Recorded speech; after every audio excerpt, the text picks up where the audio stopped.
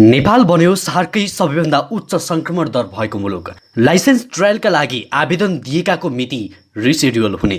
कुलमानको पुनरागमनले जलस्रोतको share बजार उकालो लाग्ला। राष्ट्रिय जनगणना 2078 यसै वर्ष सम्पन्न गर्न तयारी। ओली माधव बीच तत्काल एकता सम्भव छैन। वामदेव गौतमको भनाई आलमको मुद्दा हेर्न नमिलेपछि सुनवाई सर्यो। सार्वजनिक सवारी मर्मतका लागि 2 लाखसम्म ऋण। 3 पटक दल बदलेकी बिमला ओली मन्त्री बन्ने। मोडर्नाको 40 लाख डोज खोप नेपाल आउने। कालीगण्डकी गाउँपालिका नागरिकलाई निशुल्क स्वास्थ्य बीमा। हुम्ला सिमिकोट विमानस्थलबाट 5 केजी यास्रागुम्बा बरामद। रसुवागढी जलविद्युत आयोजनामा लापरवाही। पर्सामा चोरीको 4वटा मोटरसाइकल सहित 2 जना पक्राउ। मौसमविदहरूको आग्रह, नदीनाला बढ्न सक्छ, सचेत रहनुहोला। स्पेनिस ला लिगा आजदेखि सुरु हुँदै अफगानिस्तानका 20,000 जनतालाई हामी शरण दिन्छौं, क्यानाडाका प्रधानमन्त्रीको भनाई लगायतका आज दिनभरका केही महत्त्वपूर्ण समाचारको साथमा म सन्तोष कठायत उपस्थित भइसकेको छु। पुरा समाचार अत्यन्तै धेरै महत्त्वपूर्ण भएकाले अन्तिमसम्म हेरी लाइक, कमेन्ट अनि सेयर गर्नुहोला। समाचारको सुरुमा कुलमान घिसिङको प्रसङ्ग। नेपाल विद्युत प्राधिकरणका नवनियुक्त कार्यकारी निर्देशक कुलमान घिसिङ दोस्रो कार्यकालमा प्रवेश गरेसँगै शेयर बजारका लगानीकर्ताहरू उत्साहित बनेका छन्। उनको पुनरागमनले जलस्रोत कम्पनीहरूमा थप सुधार हुने र शेयर कारोबारमा सकारात्मक प्रभाव पार्ने भएकाले उत्साहित भएका हुन्। शेयर लगानीकर्ता सङ्घ नेपालका अध्यक्ष उत्तम अर्याल कुलमानको आगमनले आम लगानीकर्ता उत्साहित भएको बताउँदछन्। उनको पुनरागमनले तत्कालै बजार नतताए पनि दीर्घकालीन रूपमा जलस्रोत कम्पनीको कारोबार राम्रो हुन सक्ने अपेक्षा रहेको छ। त्यसैगरी अब अर्को समाचार। नेकपा एमालेका उपाध्यक्ष वामदेव गौतमले तत्काल पार्टी एकताको सम्भावना नरहेको बताएका छन्। तत्काल एमाले पार्टी एकता हुँदैन, अब कार्यगत एकता मात्रै हुन्छ।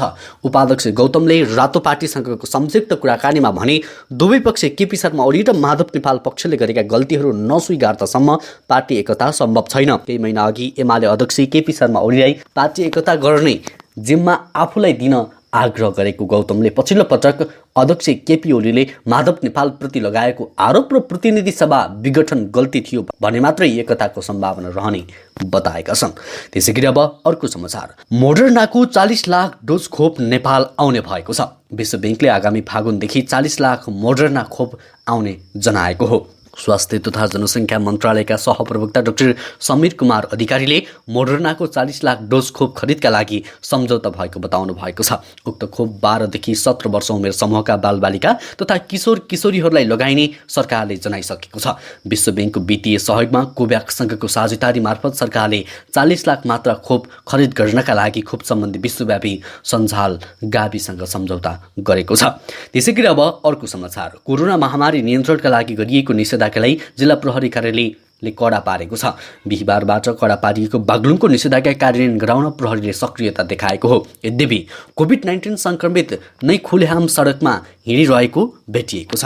बागलुङको जैमिनी नगरपालिका घर भई बागलुङ बजारमा बस्दै आएका एक पुरुष कोरोना संक्रमित बजारमा हिँडिरहेको भेटिएपछि जिल्ला प्रहरी कार्यालय बागलुङका प्रहरी निरीक्षक विराट शर्माले यो कुराको जानकारी गराएका थिए। निषेधाज्ञा कार्यान्वयनका लागि चेक जाँच गर्ने क्रममा एकजना कोरोना संक्रमित पनि बजारमा हिँडिरहेको भेटियो। उनले भने, हामीले केरकार गरेपछि ज्वरो आएकाले मेडिकलमा चेक गर्नका लागि हिँडेको भन्नुभएको थियो। हामीले अस्पताल पठाएका थियौँ। हामीले होम आइसोलेसनमा बस्ने गरी पठाएको छौँ। त्यसरी हिँडिरहेका संक्रमित पुरुषलाई आधा घण्टा होल्ड गरेर अस्पताल पठाइएको प्रहरीले जनाएको छ। अनावश्यक रूपमा बिना काम बजारमा हिँडुल गर्नेलाई पनि प्रहरीले लिएर छाडेको छ। त्यसैगरी अब अर्को समाचार। गत मङ्गलबार पूर्व प्रधानमन्त्री केपी शर्मा ओलीले व्यवस्थापिका संसदको रोस्टममै उभिएर गठबन्धन सरकारमाथि प्रश्नहरू वर्षाए। उनले सरकारमाथि आरोप मात्रै लगाएनन्, आफूले अध्यादेशबाट ल्याएको बजेटभित्रको विवादास्पद योजनालाई सच्याउने र आफूलाई निर्दोष देखाउने प्रयत्न समेत गरे। ढुङ्गा गिटी बालुवा निकासी गरेर व्यापार घाटा घटाउने योजनाको चौतर्फी आलोचना हुँदा पनि सत्तामा रहन्जेल टसमस नभएका ओलीले रोस्टममा उभिएर सूर्यप्रति प्रेम देखाए। प्रतिपक्षमा आएपछि पूर्व प्रधानमन्त्री प्रतिपक्ष भाषा बोल्नु भएको होला। उनले भने, हिजो यो योजनाको विरोधमा र आज सत्तामा रहेका दलहरू पनि यही योजना लिएर अघि बढ्छन् कि भन्ने पो डर छ। बजेट आएपछि चुरेको दोहन र निकासी योजनाबारे राष्ट्रिय बहस छेडिँदा ओलीबाट संरक्षणको पक्षमा एक वाक्य नसुनिएको डाक्टर भट्ट बताउँछन्। त्यत्रो विरोध हुँदा सरकारले निकासी हुन्छ चुरे छुँदैनौ भन्दै आसपासमा खानी खन्ने योजना ल्यायो। उनी भन्छन् त्यति बेला मौन बस्नुभएका ओली चुरेप्रति यति संवेदनशील हुनुहुन्छ भनेर कसरी विश्वास गर्ने। त्यसै गरी अब अर्को समाचार। स्याङ्जाको कालीगण्डकी गाउँपालिकाले नागरिकलाई निःशुल्क स्वास्थ्य बिमा गरिदिन सुरु गरेको छ।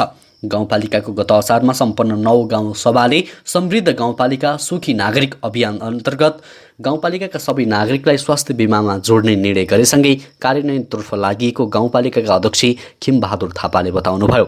सुरुवातमा दलित, विपन्न, एकल महिला, अल्पसङ्ख्यकलाई प्राथमिकता दिएर क्रमशः सबै नागरिकलाई निःशुल्क स्वास्थ्य बिमामा समेटेका छौँ। अध्यक्ष थापाले भन्नुभयो, गाउँसभाबाट नीति तथा कार्यक्रम पारित भएसँगै रु 1,50,00,000 विनियोजन गरिएको छ। त्यसै गरी अब अर्को समाचार। विद्युत प्राधिकरणको सहायक कम्पनी चिलिमे जलविद्युतको अगुवाईमा बनिरहेको 111 मेगावाटको रसुवागढी जलविद्युत आयोजना निर्माणमा चरम ढिलाइ र लापरवाही भएको छ। सन् 2017मै सकिन पर्ने आयोजनामा अहिले पनि निर्माणको काम लगभग ठप्प जस्तै छ। आयोजनाको प्रबन्धक रसुवागढी हाइड्रो पावर कम्पनीको सञ्चालक समिति र व्यवस्थापनको लापरवाही र हेलचक्राइ तथा काम नगर्ने ठेकेदारलाई दिएको असाधारण छुट सुविधाका कारण आयोजनाको निर्माण सम्पन्न हुने समय तालिका अनिश्चित मात्रै बनेको छैन। आयोजनामा देखिएका सामान्य समस्या सुल्झाउन पनि व्यवस्थापनले चासो दिन झारेको छ। आयोजनाका एक अधिकारीका अनुसार ट्रेल रेस खन्ने काम करिब 95% सकिएपछि कमजोर चट्यान भेटिएको थियो। त्यसपछि निर्माण कार्यमा अहिले ज्यादै सुस्त बनेको छ। त्यसै गरी अब अर्को समाचार। नेपाल राष्ट्र ब्याङ्कले सार्वजनिक सवारी साधन मर्मतका लागि पनि ऋण प्रवाह गर्ने व्यवस्था मिलाएको छ। चालु आर्थिक वर्षका लागि जारी गरिएको मौद्रिक नीतिमा कोभिड-19बाट अति प्रभावित सार्वजनिक यातायात सञ्चालन तथा मर्मत सम्भारको लागि ब्याङ्क तथा वित्तीय संस्थाले प्रति सवारी 2 लाख रुपियाँसम्म थप कर्जा प्रदान गर्न सक्ने व्यवस्था मिलाइएको छ। सार्वजनिक सवारी धनीले निषेधाज्ञामा थन्किएका सवारीको मर्मतका लागि नगद प्रवाह नभएको भन्दै गुनासो गरिरहेका थिए। उनीहरूले सार्वजनिक सवारीलाई अति प्रभावित क्षेत्रको रूपमा राखेर नीति ल्याउन माग गरेका थिए। त्यसै गरी अब अर्को समाचार। सवारी चालक अनुमति पत्र लाइसेन्सका लागि आवेदन दिएका 7 लाख युवाहरू यति बेला परीक्षाको पर्खाइमा बसेका छन्।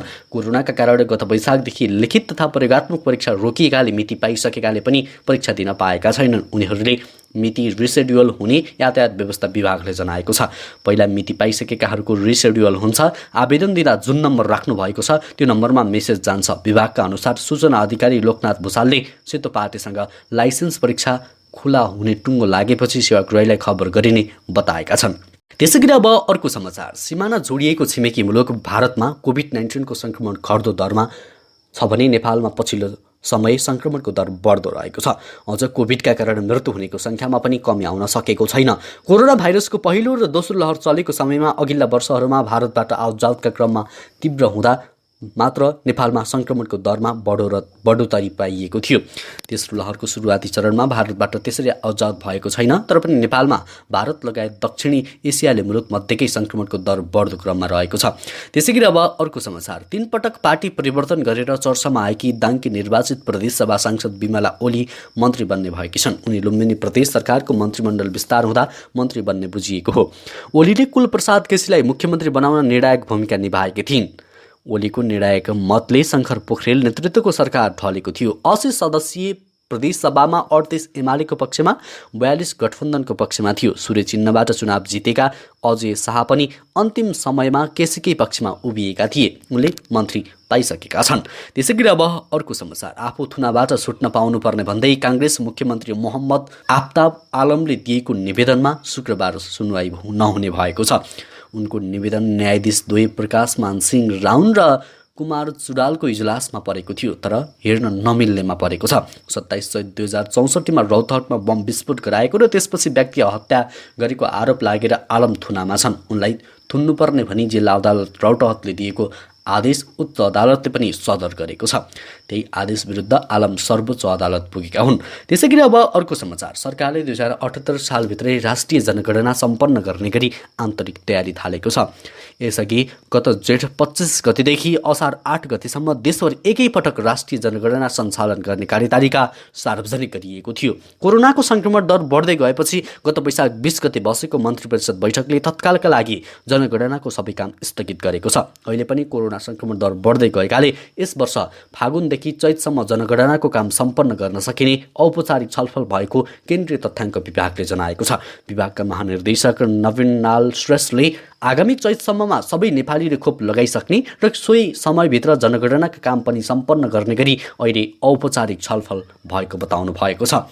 त्यसैगरी अब अर्को समाचार, हुम्ला प्रहरीले सिमकोट विमानस्थलमा 5 केजी यास्रा गुम्बा बरामद गरेको छ। शुक्रबार नेपालगञ्जबाट सिमकोट गएको तारा एयरको विमानबाट यास्रा गुम्बा बरामद गरेको हो। हुम्लाका प्रहरी नायक उपरीक्षक हिरम्बा शर्माका अनुसार विमानस्थलमा प्रहरीले नियमित चेक जाँच गर्ने क्रममा बिना पुँजीको 5 केजी यास्रा गुम्बा भेटाएपछि बरामद गरेर जिल्ला डिभिजन वन कार्यालयमा पठाएको छ। डिभिजन वन कार्यालय बझाङले 2 केजीको छुट पुँजी दिएको भए पनि 31 वर्षका नुर्बु तामाङले 3 केजी बिना पुँजीको सामान डिजिटल तराजुबाट तौल जाँच गर्ने क्रममा भेटिएपछि बरामद गरिएको उनले बताएका छन्। राजस्व तिरेको पुँजीभन्दा पनि चेक जाँचका क्रममा बढी भेटिएपछि अवैध बरामद गरिएको हो। त्यसैगरी अब अर्को समाचार, पर्सामा प्रहरीले 4वटा चोरीको मोटरसाइकल सहित 2 जनालाई पक्राउ गरेको छ।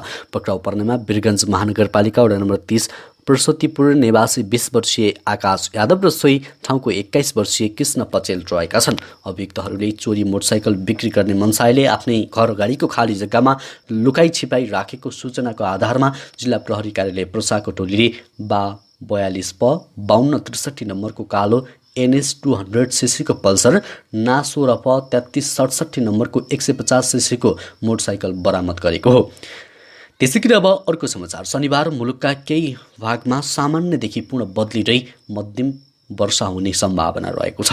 मौसम पूर्वानुमान महाशाखाका अनुसार प्रदेश नम्बर 1, प्रदेश नम्बर 2, बागमती, गण्डकी, लुम्बिनी प्रदेश र कर्णाली प्रदेशका केही भागमा मेघगर्जन चट्यानसहित भारी वर्षाको सम्भावना रहेको छ। त्यस्तै मुलुकका धेरैजसो स्थानमा सामान्यदेखि पूर्ण बदली रही मध्यम वर्षाको सम्भावना रहेको बताइएको छ। वर्षाका कारण पहाडी भूभागमा बुच्छी, पहिरो र गृहगान बहावको जोखिम हुने तथा नदीनाला र खहरे खोलामा पानीको सतह बढ्न सक्ने भएकाले सतर्कता अपनाउन महाशाखाले जारी गरेको विज्ञप्तिमा उल्लेख गरिएको छ। त्यसैगरी अब अर्को समाचार, तालिबानको बढ्दो हिंसाको कारण देश छाड्न बाध्य भएका अफगानिस्तानका नागरिकहरूलाई मद्दत गर्ने क्यानाडाले घोषणा गरेको छ। प्रधानमन्त्री जस्टिन टुडोले यसबारे जानकारी दिँदै ट्विटरमा लेखेका छन्, अफगानिस्तानमा स्थिति खराब हुँदैछ र त्यहाँका जनताको जीवन खतरामा छ। उनीहरूको मद्दतका लागि हामी रिसेटलमेन्ट प्रोग्राम विस्तार गरिरहेका छौँ। हामी प्रभावित बनेका 20,000 जना अफगानिस्तानका जनतालाई शरण दिन्छौँ र त्यो प्रक्रियालाई चाँडो बनाउनेछौँ। अध्यागमन मन्त्री मार्को मेन्डिसिनोले यस योजनामा महिला नेता, मानवाधिकार कार्यकर्ता, पत्रकार, अल्पसङ्ख्यक समुदाय, LGBTQI का सदस्यहरूलाई पहिलो प्राथमिकता दिइनेछ, जसलाई तालिबानबाट खतरा छ। अफगानिस्तानको स्थिति दयनीय छ र क्यानाडा त्यहाँको जनताको साथमा छ, उनले भने। त्यसैगरी अब आजको अन्तिम समाचार, स्पेनिस ला लिगा आजबाट सुरु हुँदैछ। नयाँ सिजन 2021-22 अन्तर्गत पहिलो खेलमा भ्यालेन्सियाले घरेलु मैदानमा गेटाफेको सामना गर्नेछ। मेस्टाल्ला रङ्गशालामा हुने खेल नेपाली समयअनुसार राति 12:45 सुरु हुनेछ। गत सिजन 13औं स्थानमा लेग सकाएको भ्यालेन्सिया राम्रो सुरुवात गर्ने लक्ष्यमा छ। गेटाफे गत सिजन 15औं भएको थियो। ला लिगा 17 वर्षपछि पहिलो पटक सुपर स्टार लियोनल मेस्सी बिना सञ्चालन हुँदैछ। क्याटलाना क्लब बार्सिलोनाले आर्थिक सङ्घर्षका कारण मेस्सीलाई राख्न नसकेपछि उनी फ्रेन्च क्लब पेरिस सेन्ट जर्मेनमा अनुबन्ध भइसकेका छन्। हवस् त दर्शकवृन्द, अहिलेलाई केही महत्त्वपूर्ण खबरको सिलसिला यति नै। हरेक दिन बिहानै ताजा अनि सत्य समाचारको लागि हाम्रो युट्युब च्यानल इन्फो खबरलाई सब्स्क्राइब गर्नुहोला। हवस् त अहिलेलाई भने म लगायत हाम्रो सम्पूर्ण टिमलाई बिदा दिनुहोस्।